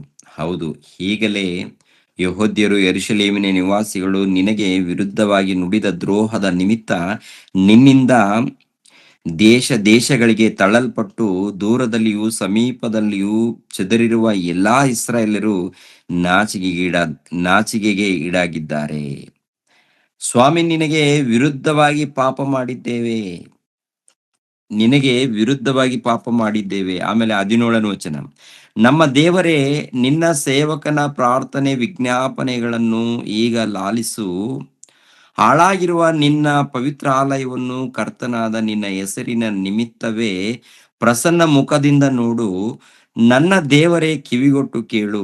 ಕಣ್ತೆರೆದು ನಮ್ಮ ಹಾಳು ಪ್ರದೇಶಗಳನ್ನು, ನಿನ್ನ ಹೆಸರುಗೊಂಡಿರುವ ಪಟ್ಟಣವನ್ನು ನೋಡು. ನಾವು ಸದ್ಧರ್ಮಿಗಳಂತೆ ನಿನ್ನ ಮಹಾಕೃಪೆಯನ್ನೇ ನಂಬಿಕೊಂಡು ಈ ಬಿನ್ನಹಗಳನ್ನು ನಿನ್ನ ಮುಂದೆ ಆರಿಕೆ ಮಾಡುತ್ತೇವೆ. ಸ್ವಾಮಿ ಕೇಳು, ಸ್ವಾಮಿ ಕ್ಷಮಿಸು, ಸ್ವಾಮಿ ಲಾಲಿಸು, ಕಾರ್ಯವನ್ನು ಸಾಧಿಸು, ತಡ ಮಾಡಬೇಡ. ನನ್ನ ದೇವರೇ, ನಿನ್ನ ಜನವು, ಪಟ್ಟಣವು ನಿನ್ನ ಹೆಸರಿನವುಗಳಾದ ಕಾರಣ ನಿನ್ನ ಹೆಸರನ್ನು ಕಾಪಾಡಿಕೋ ಅಪ್ಪ ತಂದೆ ಅಂತೇಳಿ ನೋಡಿ ಹೆಂಗ್ ಪ್ರಾರ್ಥನೆ ಮಾಡ್ತಾರೆ ಪ್ರಿಯರೇ. ಎಷ್ಟು ಅದ್ಭುತವಾಗಿ ಪ್ರಾರ್ಥನೆ ಮಾಡ್ತಾರೆ. ಸ್ವಾಮಿ ಕೇಳಪ್ಪ. ಇದು ನೋಡುವಾಗ, ದಾನಿಯೇಲ ನೋಡುವಾಗ ಒಳ್ಳೆ ಭಕ್ತನು, ಯಥಾರ್ಥವಾದಂತ ಭಕ್ತನು. ಆದ್ರೆ ಅವ್ರ ಕುಟುಂಬ ಇದೆಯಲ್ಲ, ಯಾರು ಇಸ್ರಾಯೇಲ್ಯರಿದ್ದಾರಲ್ಲ, ಯೆಹೂದ್ಯರಿದ್ದಾರೆ ನೋಡಿ, ಅವರೆಲ್ಲ ನೆನೆಸ್ಕೊಂಡು ನಾವೆಲ್ಲರ ಅಪರಾಧಿಗಳ ತಂದೆ, ನಾವೆಲ್ಲರೂ ಪಾಪಾತ್ಮರು ತಂದೆ ಅಂತ.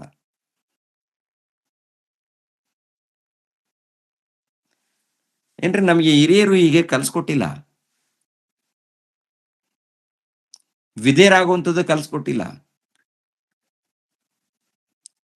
ಏನ್ ನಡೆದಿದೆಪ್ಪ ಅಂದ್ರೆ ಗರ್ವ ಬಂದ್ಬಿಟ್ಟಿದ್ದಾರೆ ಎಲ್ಲರಿಗೂ. ಏನಪ್ಪ ಅಂದ್ರೆ ಗರ್ವ. ಇವಾಗ್ಲೂ ಕೂಡ ಒಬ್ಬ ಸೇವಕರಂದ ಮೇಲೆ ಅಹಂಕಾರದಲ್ಲಿ, ಗರ್ವದಲ್ಲಿ ಇರ್ತಾರೆ. ಪ್ರಯೋಜನ ಇಲ್ಲ ರೀ. ಸಂಪೂರ್ಣವಾಗಿ ತಗ್ಗಿಸ್ಕೊಂಡ್ರೇನೆ ನಮ್ಮ ಮಾತು ದೇವರು ಕೇಳ್ತಾರೆ. ವಿಧೇಯರಾಗ್ಬೇಕು, ಸಂಪೂರ್ಣವಾಗಿ ವಿಧೇಯರಾಗ್ಬೇಕು. ನಮ್ಮ ತಪ್ಪುಗಳನ್ನ ಒಪ್ಕೊಳ್ಬೇಕು ದೇವರ ಸನ್ನಿಧಿಯಲ್ಲಿ.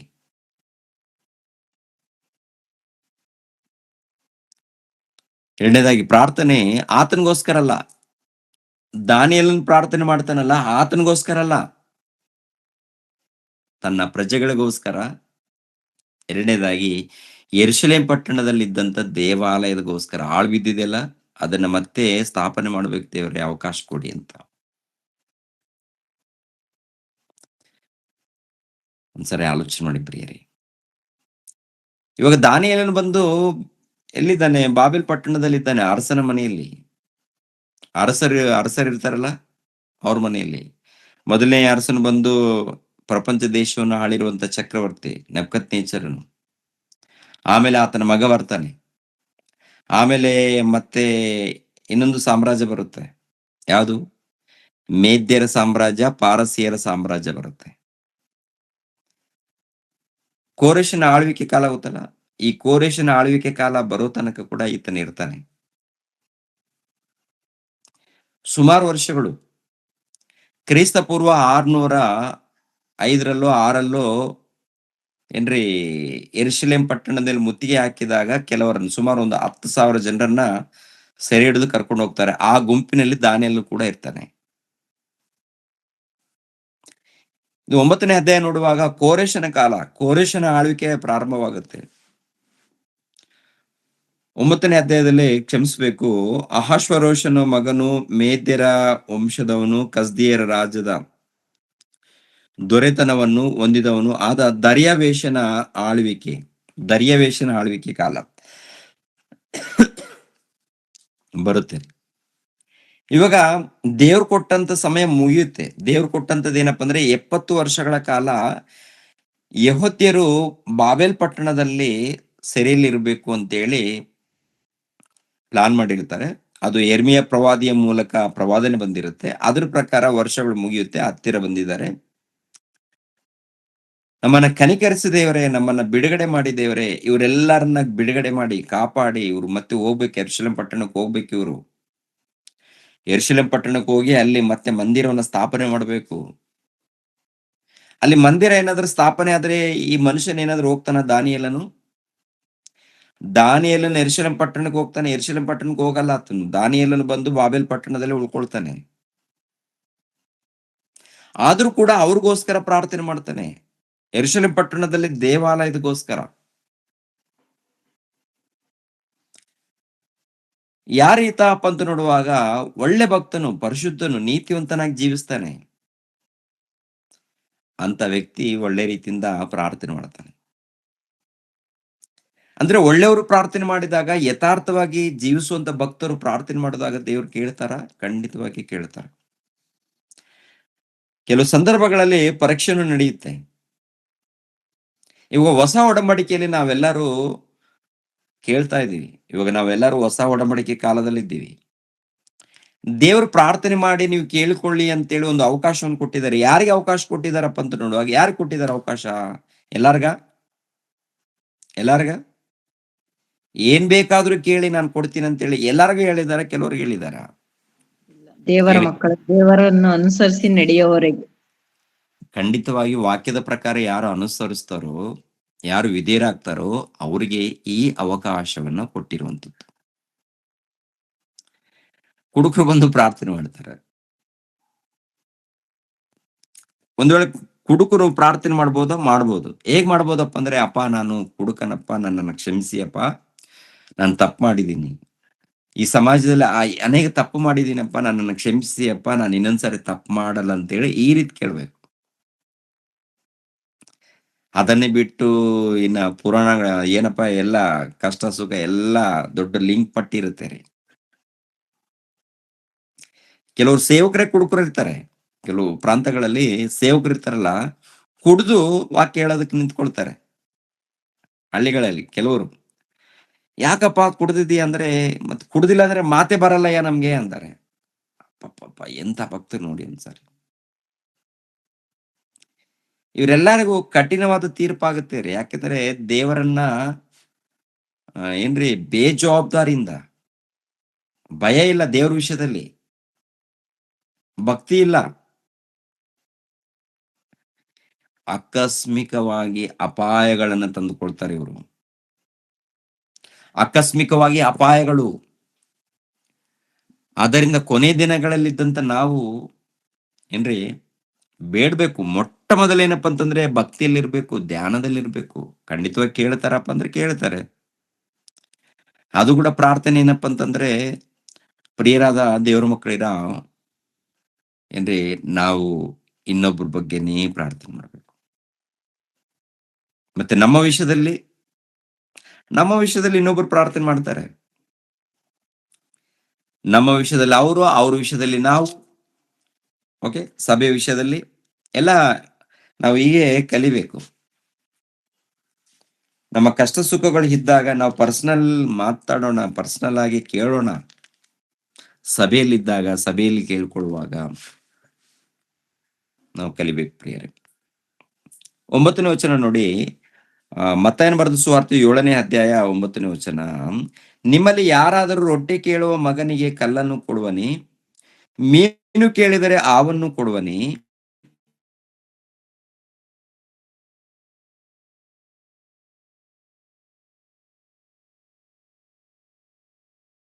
ತಂದೆಯು ನನ್ನನ್ನು ಬೇಡಿಕೊಳ್ಳುವವರಿಗೆ ಕೊಡಬಲ್ಲವರಾದರೆ ಪರನು ಕೊಡುವನಲ್ಲವೇ? ಒಳ್ಳೆ ವರಗಳನ್ನು ಕೊಡ್ತಾನೆ ಆತ. ಅಂದ್ರೆ ದೇವರನ್ನ ನಾವು ಬೇಡಬೇಕು ಪ್ರಿಯರೇ. ಬೇಡೋದಕ್ಕಿಂತ ಮುಂಚಿತವಾಗಿ ಒಂದು ವೇಳೆ ನಾವು ಪಾಪದಲ್ಲಿದ್ರೆ, ನಾನು ತಪ್ಪು ಮಾಡಿದ್ದೀನಪ್ಪ, ನನ್ನನ್ನು ಕ್ಷಮಿಸು ಅಂತ ಈ ಪ್ರಾರ್ಥನೆ. ಯಥಾರ್ಥವಾಗಿ ಭಕ್ತಿಯಲ್ಲಿದ್ರೆ, ತಂದೆ ನಮ್ಮ ಸಭೆಯಲ್ಲಿದ್ದಂತ ಅವರು ಕಷ್ಟದಲ್ಲಿದ್ದಾರೆ, ಅನಾರೋಗ್ಯದಲ್ಲಿದ್ದಾರೆ, ತೊಂದರೆಗಳಲ್ಲಿದ್ದಾರೆ, ತಂದೆ ಕನಿಕರಿಸ್ತಂದೆ, ಕನಿಕರಿಸಿಯಪ್ಪ, ಕಾಪಾಡಿ ಅಂತೇಳಿ ಏನ್ರಿ ಪ್ರತಿಯೊಬ್ಬರು ಹಾಗೆ ಕಲ್ತ್ಕೊಳ್ಬೇಕು. ಪ್ರತಿಯೊಬ್ಬರು. ಎರಡನೇದಾಗಿ ನೋಡಿ, ಪ್ರಭು ಹೇಳುವಂತ ಮಾತು, ನಿಮ್ಮ ತಂದೆಗಳಿರ್ತಾರಲ್ಲ ಭೂಮಿ ಮೇಲೆ, ನಿಮ್ಮ ತಂದೆಗಳ ಬಗ್ಗೆ, ನಿಮ್ಮ ತಂದೆ ತಾಯಿಗಳ ಬಳಿಯಲ್ಲಿ ನೀವು ಕೇಳ್ತೀರಲ್ಲ, ಏನ್ ಕೇಳ್ತೀರಾ? ನಿಮ್ಮ ತಂದೆ ತಾಯಿಗಳ ಬಳಿಯಲ್ಲಿ ಈ ಲೋಕಕ್ಕೆ ಸಂಬಂಧಪಟ್ಟದ್ದು ಏನೋ ಕೇಳ್ತೀರಾ. ಮತ್ತೆ ದೇವರ ಬಳಿಯಲ್ಲಿ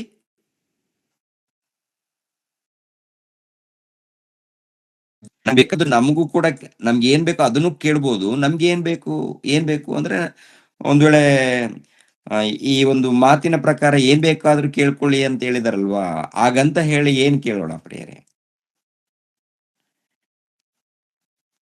ಒಬ್ರು ಮೊನ್ನೆ ವಿಚಿತ್ರವಾದಂತ ಪ್ರಾರ್ಥನೆ ಪ್ರಿಯರೇ, ವಿಚಿತ್ರವಾದಂತ ಪ್ರಾರ್ಥನೆ ಅಪ್ಪ ಅಂದ್ರೆ, ನಾನು ಕೇಳ್ಕೊಂಡೆ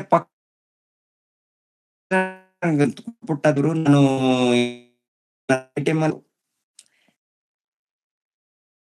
ನನ್ ಗರ್ಭಫಲ ಕೇಳಿದ್ರೆ ಗರ್ಭಫಲನು ಕೊಟ್ಬಿಟ್ರು. ನನ್ ಮಕ್ಕಳ ಕೇಳ್ಕೊಂಡೆ ಅವ್ರಿಗೂ ಕೊಟ್ಬಿಟ್ರು.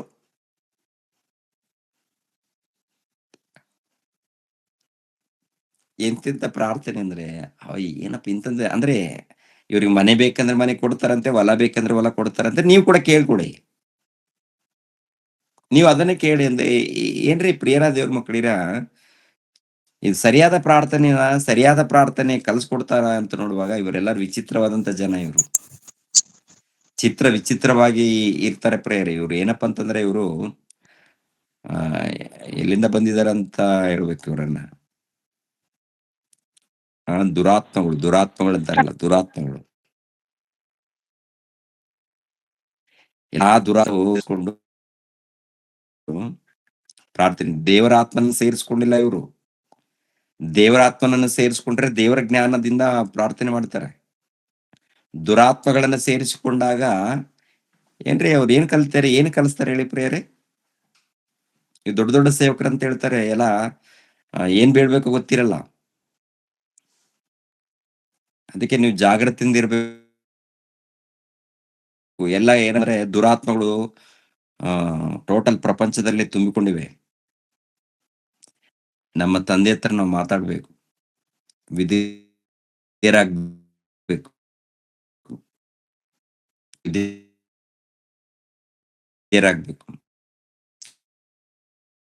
ಬಿಡ್ಬೇಕು, ಅವರನ್ನು ನೋಯಿಸಬಾರ್ದು. ನೀವು ನನ್ನಲ್ಲಿ, ನಾನು ನಿಮ್ಮಲ್ಲಿ ಇದ್ರೆ, ಇವಾಗ ದೇವರಲ್ಲಿ ಇದ್ದವ್ರು ಏನ್ ಕೇಳಿದಾರೆ, ಅಪೋಸ್ತಲರು ಏನ್ ಕೇಳ್ಕೊಂಡಿದಾರಪ್ಪ ಅಂತ ನೋಡುವಾಗ, ಅಪೋಸ್ತಲರು ಇದ್ದಾರಲ್ಲ ಏನ್ ಕೇಳ್ಕೊಂಡಿದ್ದಾರೆ ಅಂದ್ರೆ, ಇನ್ನೊಬ್ಬರ ವಿಷಯದಲ್ಲೇ ಅವರು ಪ್ರಾರ್ಥನೆ ಮಾಡಿದ್ದಾರೆ. ಇವಾಗ ಹುಟ್ಟು ಕುಂಟನು ದೇವಾಲಯದಲ್ಲಿದ್ದಾನೆ, ನಜರೇತಿನ ಯೇಸು ನಾಮದಲ್ಲಿ ಎದ್ದು ನಡೆದಾಡು. ಇನ್ನೊಬ್ರಿಗೆ ಒಳ್ಳೇದ್ ಮಾಡಿದ್ದಾರೆ, ಸುವಾರ್ತೆಗೆ ಹೋಗಿದ್ದಾರೆ.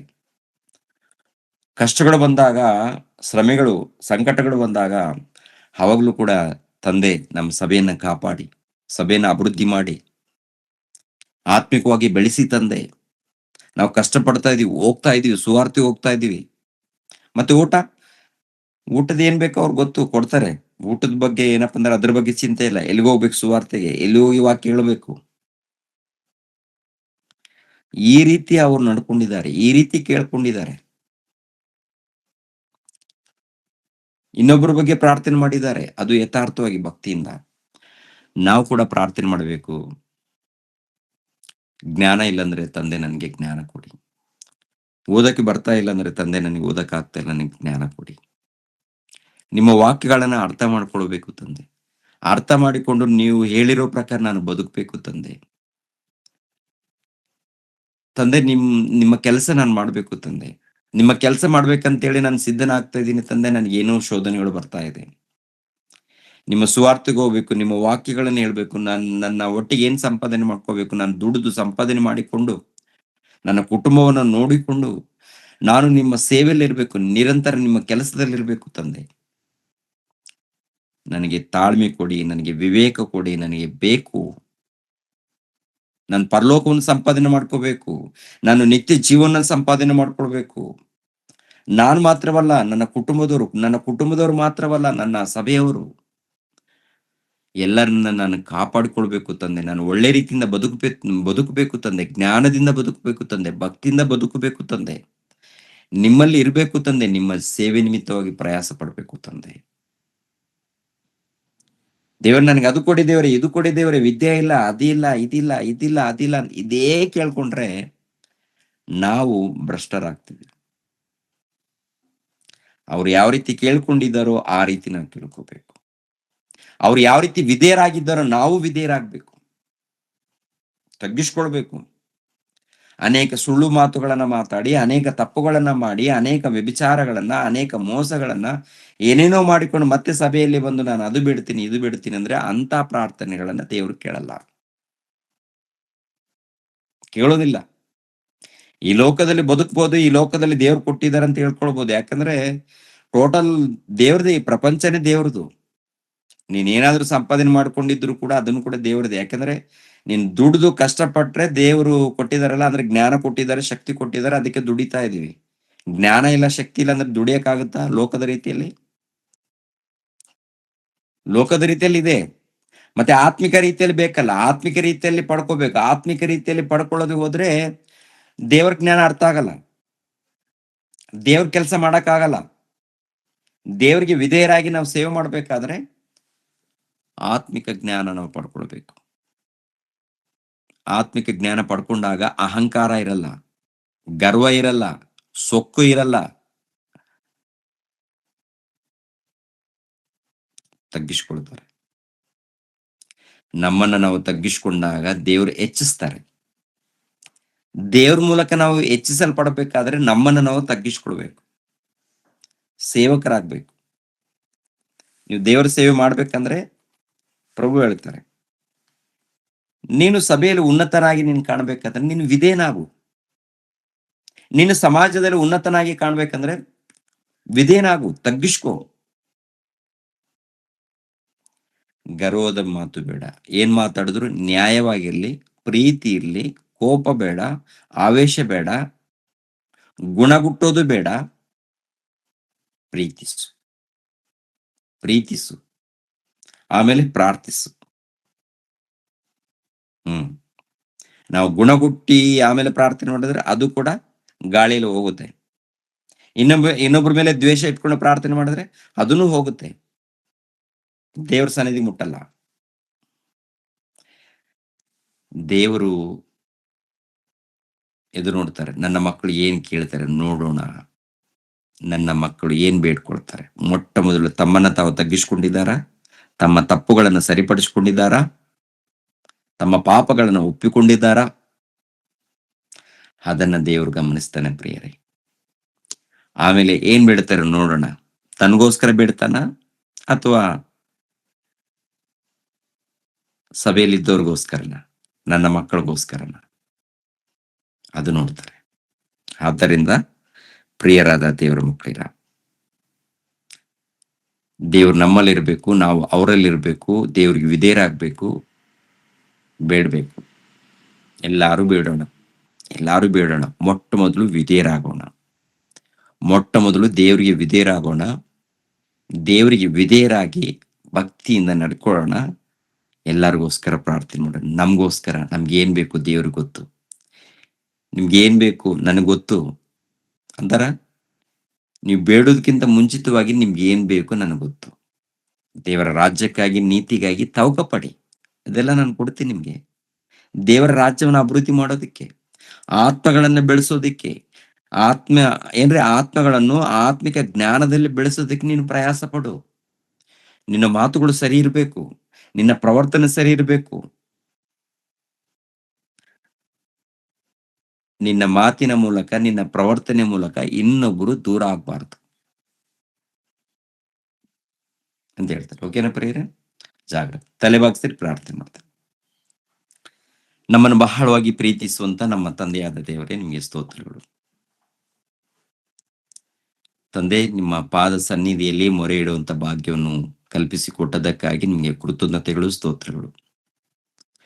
ನಾವು ಈ ಲೋಕದಲ್ಲಿ ನೋಡುವಾಗ ಏನು ಅಲ್ಲ ತಂದೆ, ಎಲ್ಲೋ ಇದ್ದಂತ ನಮ್ಮನ್ನ ಕನಿಕರಿಸಿದ್ದೀರಾ, ಕಾಪಾಡಿದ್ದೀರಾ. ಹಳೆ ಜೀವಿತವನ್ನು ನೋಡುವಾಗ ತಂದೆಯಾದ ದೇವರೇ, ಎಲ್ಲಾ ತಪ್ಪುಗಳು, ಎಲ್ಲಾ ಪಾಪಗಳು ಸರಿ ಇಲ್ಲ ತಂದೆ. ತಂದೆ, ನಮ್ಮನ್ನ ಕನಿಕರಿಸಿ ಕಾಪಾಡಿ ಒಂದು ಸ್ಥಾನದಲ್ಲಿ ನಿಲ್ಲಿಸಿದ್ದೀರಾ, ಅದಕ್ಕೆ ನಿಮಗೆ ಕೃತಜ್ಞತೆಗಳು, ಸ್ತೋತ್ರಗಳು. ಅದೇ ರೀತಿಯಲ್ಲಿ ನಿಮ್ಮ ಮಕ್ಕಳ ಮಧ್ಯದಲ್ಲಿ ಸೇವೆ ಮಾಡುವಂತ ಭಾಗ್ಯವನ್ನು ಕೊಟ್ಟಿದ್ದೀರಾ. ನಿಮ್ಮ ಮಕ್ಕಳ ಮಧ್ಯದಲ್ಲಿ ನಿಮ್ಮನ್ನ ಕುರಿತು ಮಾತನಾಡುವಂತ ಭಾಗ್ಯವನ್ನು, ನಿಮಗೆ ಕೃತಜ್ಞತೆಗಳು, ಸ್ತೋತ್ರಗಳು. ತಂದೆ, ಸಭೆಯಲ್ಲಿದ್ದಂತ ಎಲ್ಲಾ ಮಕ್ಕಳು ಬೆಳಿಬೇಕು, ಆತ್ಮಿಕವಾಗಿ ಬೆಳಿಬೇಕು, ಬುದ್ಧಿವಂತರಾಗಬೇಕು, ಜ್ಞಾನವಂತರಾಗಬೇಕು. ಸಹಾಯ ಮಾಡಿ, ಎಲ್ಲರನ್ನೂ ಕನಿಕರಿಸಿ ತಂದೆ. ಅನಾರೋಗ್ಯದಲ್ಲಿದ್ದಂತ ಮಕ್ಕಳನ್ನ ಮುಟ್ಟಿ ತಂದೆ, ಸಹಾಯ ಮಾಡಿ ತಂದೆ. ನಮ್ಮಲ್ಲಿ ಏನೇನೋ ತಪ್ಪುಗಳು ನಡೀತಾ ಇರುತ್ತೆ ಮನಸ್ಸುಗಳಲ್ಲಿ ತಂದೆ, ಅವೆಲ್ಲವನ್ನು ಕೂಡ ತೆಗೆದುಹಾಕಿ ತಂದೆ. ಯಾವಾಗಲೂ ನಿಮ್ಮ ಧ್ಯಾನದಲ್ಲಿ, ಭಕ್ತಿಯಲ್ಲಿ, ಸೇವೆಯಲ್ಲಿ ಇರುವಂತೆ ನಮ್ಮೆಲ್ಲರಿಗೂ ಸಹಾಯ ಮಾಡುವು. ಹುಡುಗರು, ಯುವಕರು, ಯುವತಿಯರು ಪ್ರತಿನಿತ್ಯ ವಾಕ್ಯಗಳನ್ನ ಕಲಿತಾ ಇದ್ದಾರೆ. ಪ್ರತಿನಿತ್ಯ ನಿಮ್ಮ ಮಾತುಗಳನ್ನ ಕಲಿತಾ ಇದ್ದಾರೆ, ಬೆಳಿಗ್ಗೆ ಸಾಯಂಕಾಲ ತಂದೆ. ಯಾರ್ಯಾರು ಯಥಾರ್ಥವಾಗಿದ್ದರು ಇನ್ನೂ ಆತ್ಮಿಕವಾಗಿ ಬೆಳೆಯುವಂತೆ ಸಹಾಯ ಮಾಡಿ. ಇನ್ನು ಯಾರಾದರೂ ತಂದೆ ಆತ್ಮಿಕವಾಗಿ ಬೆಳೆದಿಲ್ಲ ಅಂದ್ರೆ ಅವ್ರಿಗೆ ಸಹಾಯ ಮಾಡಿ ತಂದೆ. ತಂದೆ, ಸಂಪೂರ್ಣವಾಗಿ ವಿಧೇಯರಾಗಿ ನಿಮ್ಮ ಸೇವೆ ಮಾಡಿ ಲೋಕದಲ್ಲಿ ಪ್ರಯಾಸ ಪಡುವಂತೆ ಸಹಾಯ ಮಾಡಿ. ಮುಖ್ಯವಾಗಿ ಈ ಬೆಳಗಿನ ಜಾವದಲ್ಲಿ ತಂದೆ, ಗೂಗಲ್ ಮೀಟ್ ಮೂಲಕ ಎಲ್ಲರನ್ನು ಸಭೆಯಾಗಿ ಕೂಡಿಸುವಂತ ನಿಮ್ಮ ಮಗಳಿಗೋಸ್ಕರ, ರೇಖರ್ ಅವ್ರಿಗೋಸ್ಕರ, ದೀಕ್ಷಿತ್ಗೋಸ್ಕರ ಪ್ರಾರ್ಥಿಸ್ತಾ ಇದ್ದೇನೆ. ಮಕ್ಕಳನ್ನು ಆಶೀರ್ವದಿಸಿ. ಅವರ ಮಧ್ಯದಲ್ಲಿ ಒಂದು ವೇಳೆ ಕಷ್ಟ ಬಾಧೆಯಲ್ಲಿದ್ದರೆ ತಂದೆ, ಅವರನ್ನ ಕನಿಕರಿಸಿ ಕಾಪಾಡಿ, ಒಳ್ಳೆ ಆರೋಗ್ಯವನ್ನು ದಯಪಾಲಿಸಿ.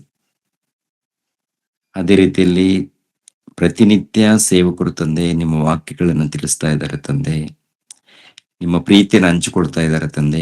ಹುಡುಗರು, ಯುವಕರು ಅವರೆಲ್ಲರನ್ನು, ಜಿ ಮನ್ವೆಲ್ರವ್ರಿಗೋಸ್ಕರ, ಅದೇ ರೀತಿಯಲ್ಲಿ ಮನೋಜ್ಗೋಸ್ಕರ, ವಿಲ್ಸನ್ಗೋಸ್ಕರ, ನವೀನ್ಗೋಸ್ಕರ, ಅದೇ ರೀತಿಯಲ್ಲಿ ಜ್ಞಾನರಾಜ್ಗೋಸ್ಕರ, ಆಂಜನೇಯರವ್ರಿಗೋಸ್ಕರ, ಅದೇ ರೀತಿಯಲ್ಲಿ ತಂದೆ ಮಂಜುನಾಥ್ಗೋಸ್ಕರ, ಗಂಗಾಧರ್ಗೋಸ್ಕರ, ಇನ್ನೂ ಅನೇಕ ಮಂದಿ ಸೇವಕರಿದ್ದಾರೆ, ಹುಡುಗರಿದ್ದಾರೆ, ಯುವಕರು, ಯುವತಿಯರಿದ್ದಾರೆ ತಂದೆ. ಅವರೆಲ್ಲರನ್ನು ಮುಟ್ಟಿ ಬಲಪಡಿಸಿ ಇನ್ನು ಹೆಚ್ಚಾಗಿ ನಿಮ್ಮ ಜ್ಞಾನದಲ್ಲಿ ಬೆಳೆಯುವಂತೆ ಸಹಾಯ ಮಾಡಿ. ನಮ್ಮಲ್ಲಿ ಏನಾದರೂ ತಪ್ಪುಗಳಿದ್ದರೆ ಎಲ್ಲರ ತಪ್ಪುಗಳನ್ನ ಕ್ಷಮಿಸಿ ತಂದೆ. ನಮ್ಮಲ್ಲಿ ಅಹಂಕಾರ ಇದ್ದರೆ ತೆಗೆದಾಕಿ ತಂದೆ, ಗರ್ವ ಇದ್ದರೆ ತೆಗೆದಾಕಿ ತಂದೆ. ನಾವು ಸಂಪೂರ್ಣವಾಗಿ ನಿಮ್ಮ ಮಕ್ಕಳಾಗಿರುವಂತ ನಾವು ಸಂಪೂರ್ಣವಾಗಿ ನಿಮ್ಮ ಸನ್ನಿಧಿಯಲ್ಲಿ ತಗ್ಗಿಸಿಕೊಂಡು ಯಥಾರ್ಥವಾಗಿ ಸೇವೆ ಮಾಡುವಂತೆ ನಮ್ಮೆಲ್ಲರಿಗೂ ಸಹಾಯ ಮಾಡಿ ತಂದೆ. ಮಕ್ಕಳು ಎಲ್ಲಾದ್ರೂ ಕಷ್ಟದಲ್ಲಿದ್ದರೆ ಕನಿಕರಿಸಿ ಜೊತೆಯಾಗಿದ್ದೆ ನಡೆಸಿ ತಂದೆ. ನಿಮ್ಮ ದೂತರನ್ನ ಕಾವಲಿಗಿಟ್ಟು ನಡೆಸಿ ತಂದೆ. ಪ್ರಯಾಣ ಮಾಡುವಾಗಲೂ, ಮನೆಗೆ ಹೋಗುವಾಗಲೂ, ಪ್ರತಿ ವಿಷಯದಲ್ಲಿ ತಂದೆ ನಿಮ್ಮ ದೂತರನ್ನು ಕಾವಲಿಗಿಟ್ಟು ಕಾಪಾಡಿ ತಂದೆ. ಕನಿಕರಿಸಿ ಬಲಪಡಿಸಿ. ಬರುವಂತ ದಿನಗಳಲ್ಲಿ ಅನೇಕ ಕಾರ್ಯಕ್ರಮಗಳಿದೆ. ಎಲ್ಲಾ ಕಾರ್ಯಕ್ರಮಗಳು ನಿಮ್ಮ ಪಾದ ಸನ್ನಿಧಿಯಲ್ಲಿ ಮೊರೆ ಇಡ್ತಾ ಇದ್ವಿ. ಅದ್ಭುತ ರೀತಿಯಲ್ಲಿ ನಡೆಸಿಕೊಳ್ಳುವಂತೆ ಸಹಾಯ ಮಾಡಿ. ಯೇಸು ಪವಿತ್ರ ನಾಮದಲ್ಲಿ ಬೇಡ್ತಾ ಇದ್ದೀನಪ್ಪ ತಂದೆಯೇ, ಆಮೆನ್. ನಮ್ಮ ತಂದೆಯಾದ ದೇವರ ಪ್ರೀತಿಯು, ನಮ್ಮ ರಕ್ಷಕನಾದ ಯೇಸು ಕ್ರಿಸ್ತರ ಕೃಪೆಯು, ಪವಿತ್ರಾತ್ಮನ ನಿನ್ನ ಸಹವಾಸವು ಸದಾಕಾಲ ದೇವರ ಜೊತೆಯಾಗಿದ್ದು ನಡೆಸಲಿ. ಆಮೆನ್. ಎಲ್ಲ ವಂದನೆಗಳು. ವಂದನೆಗಳು ವಂದನೆಗಳು ಪೈಲ.